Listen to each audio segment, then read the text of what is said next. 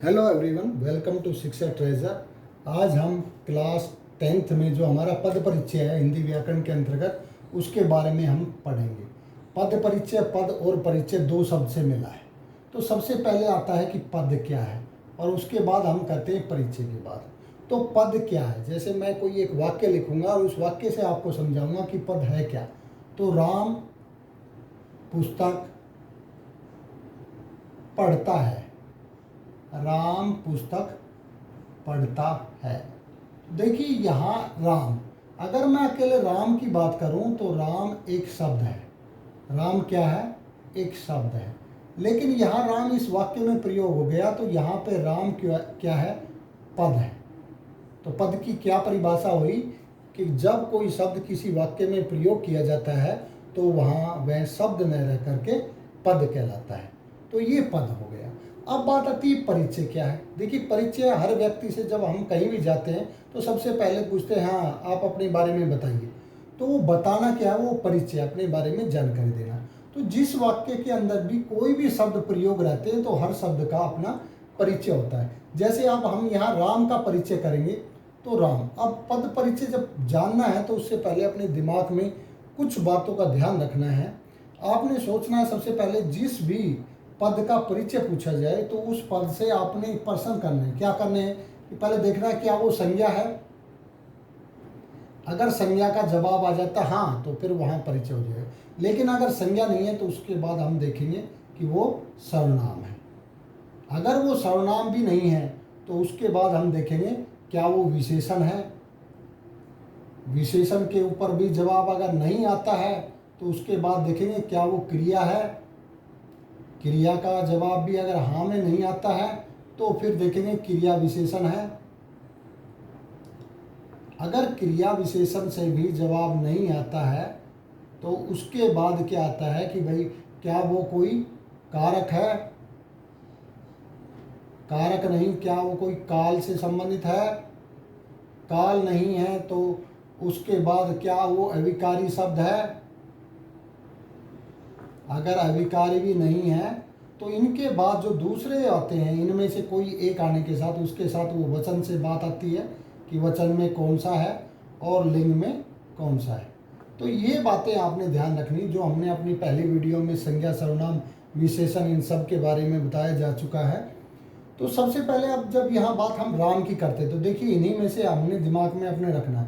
पहले राम क्या संज्ञा है।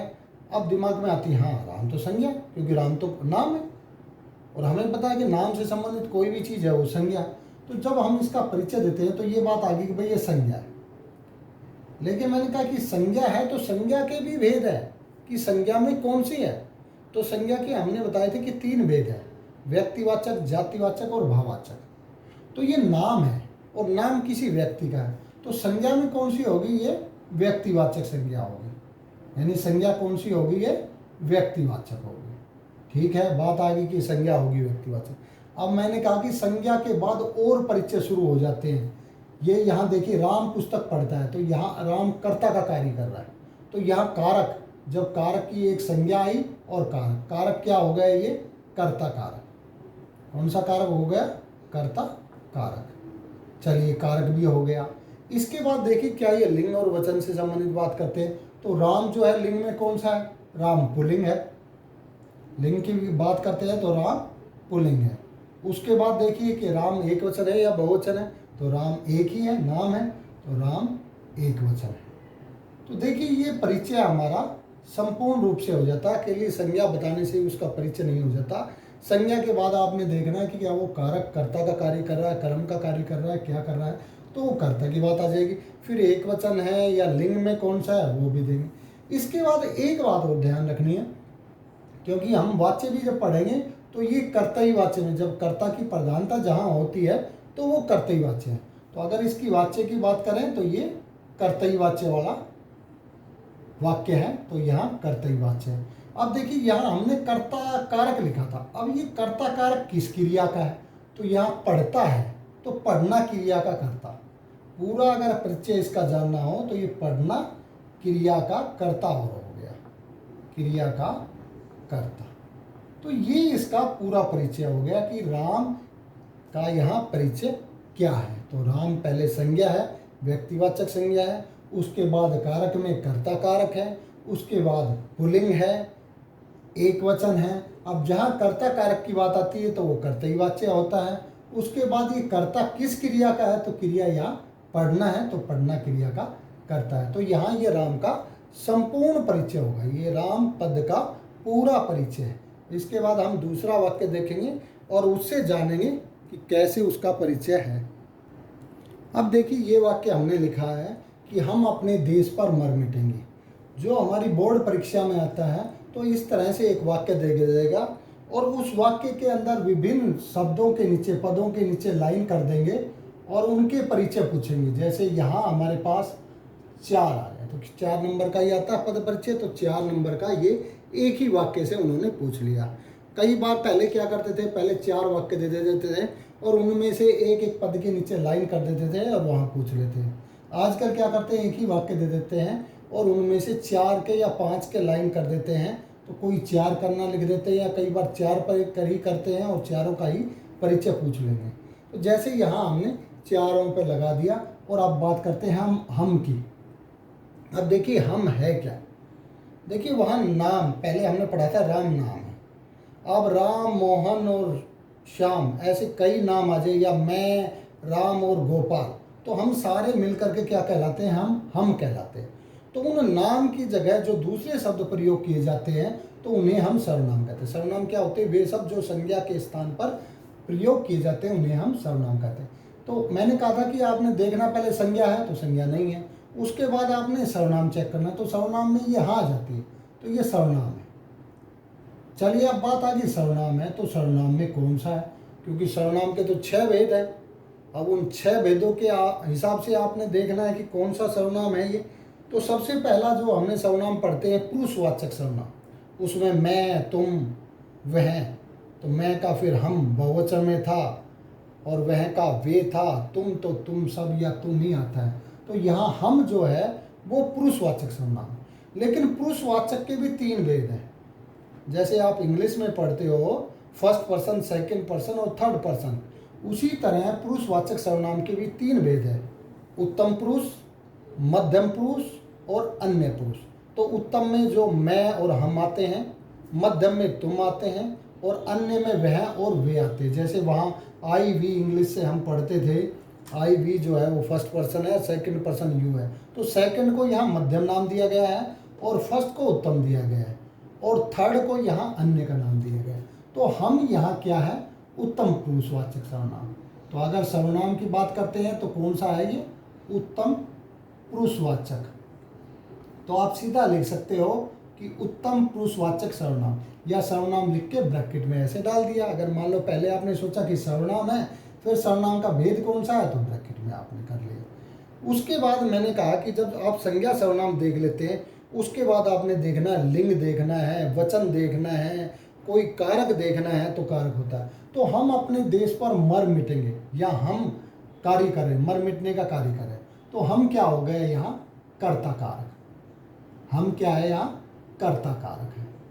उसके बाद हम कर रहे हैं कि लिंग और वचन की बात करते हैं। तो हम क्या है, लिंग में कौन सा है, क्या पुल्लिंग है या स्त्रीलिंग है, तो पुल्लिंग है क्योंकि हम मिटेंगे, तो यहाँ हो गया ये पुल्लिंग, तो पुल्लिंग है। उसके बाद वचन की बात करते हैं हम, वचन कौन सा है यहाँ हम, तो ये बहुवचन है, बहुवचन आ गया।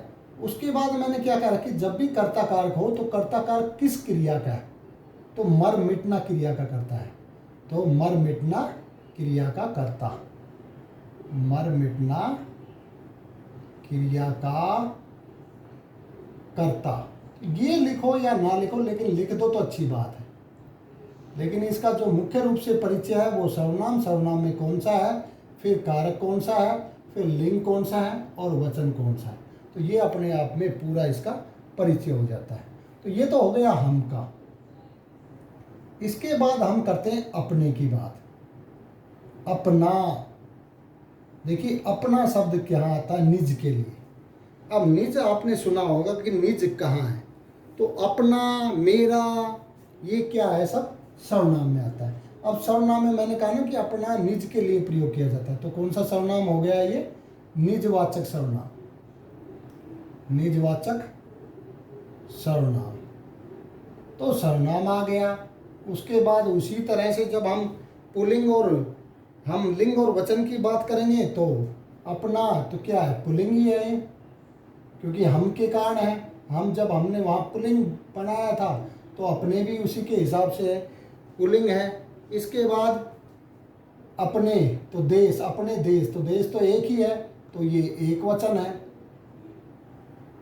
उसके बाद वचन में आ गया ये एक वचन है। अब इसके बाद देखना अपने, ये देश के साथ संबंध दर्शा रहा है, अपना देश, तो देश के साथ संबंध दर्शा रहा है, तो ये संबंधवाचक कारक हो जाएगा। कारक आपने पढ़े हैं, कारक 8 होते हैं, तो ये संबंध कारक हो गया, ये संबंध कारक हो गया। तो ये इसका परिचय पूरा हो गया। इसके बाद हम करेंगे देश पर, देश पर, क्योंकि देश पर के साथ लाइन दोनों के साथ एक साथ है।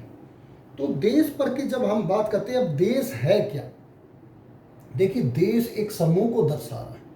देश का मतलब होगा बहुत सारे लोग उसमें रहने वाले, उसमें प्राकृतिक संपदाएं जो भी है, सारी चीज़ें, वो सारा मिल करके देश कहलाता है। तो उस देश का मतलब हो गया ये, वो समूह दर्शा रहा है, तो ये जातिवाचक संज्ञा हो गई, जाति, क्योंकि देश, पशु, ये सब क्या है, जातिवाचक संज्ञा। तो जातिवाचक संज्ञा हो गई। इसके बाद हम करते हैं वचन की बात करेंगे, लिंग की बात करेंगे, तो वही देश क्या है, पुल्लिंग है। उसके बाद देश एक ही होता है तो एक वचन है। लोग बहुत सारे होते हैं लेकिन देश का नाम आते ही तो देश तो एक वचन है। इसके बाद आती है कि भाई कारक कौन सा है ये, तो देखिए यहाँ पर आ गया, पर, में, पे, पर, में, पे, पर, तो कारक में कहाँ आता है ये, में, पे, पर, अधिकरण कारक में। तो कारक कौन सा हो गया यहाँ, अधिकरण कारक, अधिकरण कारक। तो ये इसका पूरा परिचय हो गया। इसके बाद है यहाँ मर मिटेंगे, मर मिटेंगे। तो मर मिटना, तो ये क्या है, क्रिया है। मर मिटना क्या है, क्रिया है। लेकिन क्रिया कौन सी है, देखिए अब देखिए, मरना, उठना, बैठना, ये सारी जो क्रियाएं हैं ये आकर्मक है।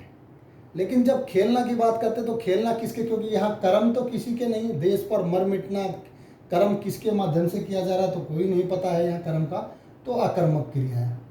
कौन सी क्रिया है ये, आकर्मक क्रिया। अब आकर्मक क्रिया की बात आ गई, तो उसके बाद हम करेंगे वही लिंग और वचन की बात करेंगे। तो लिंग कौन सा है इसमें, मर मिटेंगे, लिंग में पुल्लिंग है,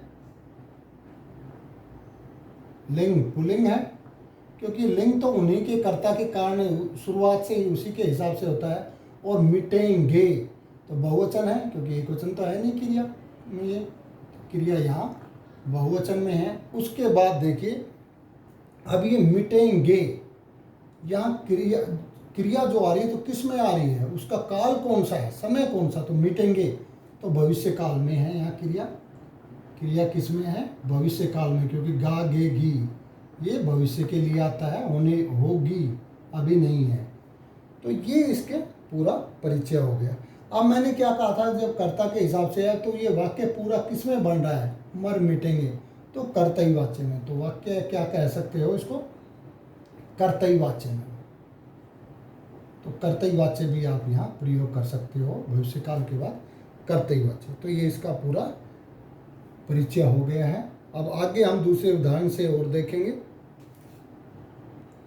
अब ये वाक्य है तो इसमें पूछा जाएगा, जैसे परिश्रम के नीचे लाइन कर दी, उसके बाद के बिना के नीचे, फिर धन के नीचे, नहीं प्राप्त होता के नीचे कर दी लाइन।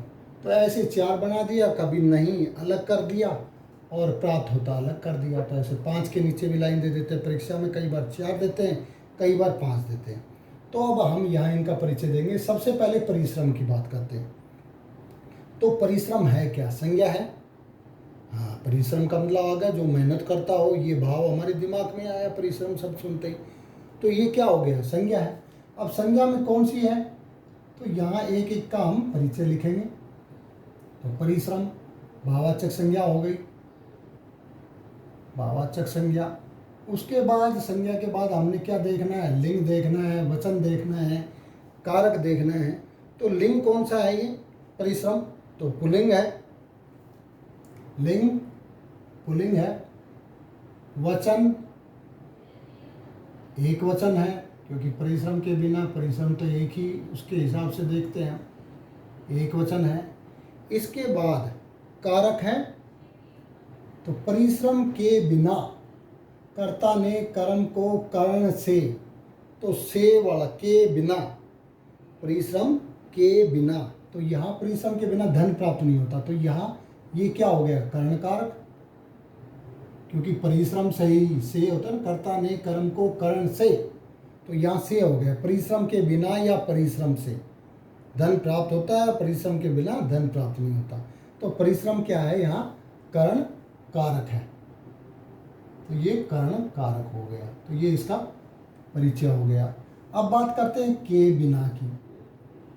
के बिना, तो के बिना का जब हम परिचय करते हैं तो सबसे पहले देखिए के बिना क्या दर्शा रहा है, ये संबंध दर्शा रहा है, परिश्रम, परिश्रम के साथ धन का संबंध दर्शा रहा है। तो ये क्या हो गया, संबंध बोधक। ये हमने पढ़ा होगा अविकारी शब्द में, अविकारी शब्द में हमने पढ़ा था कि वे शब्द जिनमें कोई परिवर्तन ना हो, लिंग वचन क्रिया के आधार पर, काल के आधार पर। तो ये के पर कोई अंतर नहीं आएगा, चाहे ये एक वचन के लिए भी प्रयोग करो, चाहे बहुवचन के लिए, चाहे लिंग एक पुल्लिंग के लिए या स्त्रीलिंग के लिए। तो के बिना क्या हो गया, यहाँ कौन सा हो गया, तो संबंध बोधक, संबंध बोधक अव्यय या अविकारी शब्द, तो संबंध बोधक अव्यय। मैंने कहा कि अविकारी और ये शब्द होते हैं, इनके फिर आगे कोई परिचय नहीं होते, ये अपने आप में ही पूरा परिचय है, क्योंकि इनमें, इन पे ना कोई लिंग और वचन का प्रभाव पड़ता है, तो ये सबके लिए एक जैसे होते हैं। तो ये के बिना हो गया संबंध बोधक अवयव। इसके बाद है धन। तो देखिए धन, धन का जैसे ही हम सोचते हैं तो धन का मतलब हो गया बहुत सारा पैसा, तो पैसों का वो समूह हो गया धन। तो समूह वो जातिवाचक संज्ञा में आ गया, क्योंकि उसी के भेद है तो जातिवाचक ही लिख दें आप, समूह लिखने की जरूरत नहीं, जातिवाचक अपने आप में, क्योंकि भेद आ गया, जातिवाचक संज्ञा। अब जातिवाचक है तो उसके बाद लिंग और वचन की हम बात करेंगे। तो लिंग कौन सा है, तो वो पहले के हिसाब से ही चलता है, तो पुल्लिंग ही है। उसके बाद वचन कौन सा है, तो वचन भी एक वचन है। इसके बाद और क्या हो सकता है, कारक। तो कारक कोई यहाँ बन रहा है, बन रहा है, क्या बन रहा है, क्योंकि क्या प्राप्त नहीं होता था, तो किसके बिना, तो करता है, धन प्राप्त नहीं होता। यहाँ कार्य क्या हो रहा है, तो धन की, धन के लिए हो रहा है, तो धन जो है वो कर्ता कारक है। यहाँ हो गया कर्ता कारक। अब बात करते हैं यहाँ नहीं की। देखिए नहीं, नहीं हमेशा नकारात्मक के लिए प्रयोग किया जाता है, लेकिन नकारात्मक में कौन सा होता है, एक तो कार्य करना है, तो तरीका है कार्य का, कार्य हो रहा है या नहीं हो रहा है। तो क्रिया विशेषण जब हमने पढ़ा था तो ये रीतिवाचक आ गया, कौन सा आ गया, ये रीतिवाचक, क्योंकि हमें पहले वो जानकारी होना बहुत जरूरी है। तो रीतिवाचक क्रिया विशेषण, रीतिवाचक क्रिया विशेषण हो गया ये। अच्छा, रीतिवाचक क्योंकि तरीका बता रहा है कि धन कैसे प्राप्त नहीं होता है या होता है, तो रीतिवाचक क्रिया विशेषण आ गया। अब रीतिवाचक भी कौन सा है, यहाँ निषेधवाचक, नकारात्मक वाला है, तो निषेधवाचक साथ में आप लिख सकते हो, क्योंकि यहाँ पॉजिटिव बात नहीं हो रही है या नेगेटिव बात हो रही है। तो ये हो गया निषेधवाचक, जो है रीतिवाचक क्रिया विशेषण हो गया। अब ये किस क्रिया की विशेषता बता रही है, वो लिखो या ना लिखो, लेकिन रीतिवाचक क्रिया विशेषण अपने आप में पूरा है। इसके बाद हो गया प्राप्त होना। प्राप्त होना का हमने पद परिचय देना है, प्राप्त होना। तो प्राप्त होना देखिए क्या है, क्रिया है, ठीक है, बात आ गई प्राप्त होना, प्राप्त करना, ये क्रिया है। अब क्रिया में देखिए क्या है ये, क्योंकि धन से संबंधित बात की गई है, धन, तो कार्य यहाँ, कर्म यहाँ हो रहा है धन प्राप्त करने का, तो ये होगी सक्रामक क्रिया। कौन सी क्रिया होगी ये? सक्रामक, क्योंकि कर्म की यहाँ प्रधानता है। तो सक्रामक क्रिया होगी। उसके बाद वही लिंग और वचन की बात करते हैं। तो पुल्लिंग उसी तरह से वो एक ही, ये तो बदलते नहीं है, लगभग कर्ता के हिसाब से हो जाते हैं पुल्लिंग। और उसके बाद एक वचन, पुल्लिंग और वचन में हो गया एक वचन। और इसके बाद अब ये देखिए ये किस काल में है, क्योंकि जब क्रिया की बात आती है तो समय देखेंगे। प्राप्त होता, परिश्रम के बिना प्राप्त नहीं होता है या प्राप्त होता है। तो वर्तमान काल की बात कर रहे हैं। तो काल कौन सा हो गया यहाँ? वर्तमान काल। काल, वर्तमान काल। तो ये सभी शब्दों का, यहाँ पदों का हमने परिचय बताया। परीक्षा में इसी तरह से पूछे जाते हैं। तो हमने ये कुछ उदाहरणों के माध्यम से हमने पद परिचय के बारे में जाना। सबसे पहले ये जरूर ध्यान रखना कि जब भी पद परिचय प्राप्त करते हैं तो हमें ये संज्ञा, सर्वनाम, क्रिया विशेषण, क्रिया विशेषण, कारक, लिंग, वचन, इन सभी का हमें ज्ञान होना बहुत जरूरी है। क्योंकि अगर इनका ज्ञान नहीं होगा तो हम ये परिचय दे ही नहीं सकते। इसलिए मैं यही चाहता हूँ कि जब भी आप पद परिचय करें उससे पहले आप संज्ञा, सर्वनाम, उनके बारे में अच्छी तरह से जान लें, ताकि परिचय, पदों का परिचय देते समय आप किसी प्रकार की गलती ना करें। तो ये विभिन्न उदाहरणों के माध्यम से हमने यहाँ समझाया है। फिर भी आपको इस वीडियो से संबंधित कोई भी डाउट हो तो कमेंट बॉक्स में जा कर के आप कमेंट कर सकते हैं। और अगर आपको ये वीडियो पसंद आई हो तो लाइक कर सकते हैं और चैनल को सब्सक्राइब करना ना भूलें। Thank you.